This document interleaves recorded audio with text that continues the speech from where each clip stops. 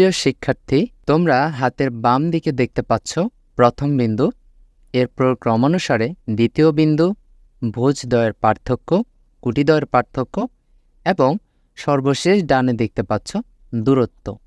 তোমাদের সুবিধার্থে একটি শুধুমাত্র অঙ্ক করে দেওয়া আছে, বাকি অঙ্কগুলো তোমাদের নিজেদেরকে সমাধান করতে হবে। তা চলো কিভাবে সমাধান করা যায় নিয়মটি জেনে নেওয়া যাক।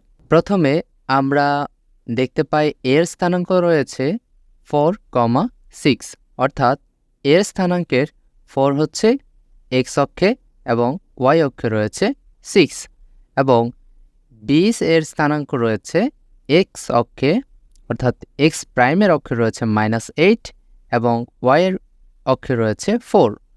অর্থাৎ এখন যদি আমরা ভুজদ্বয়ের পার্থক্য নির্ণয় করি, তাহলে a এবং b এর স্থানাঙ্কে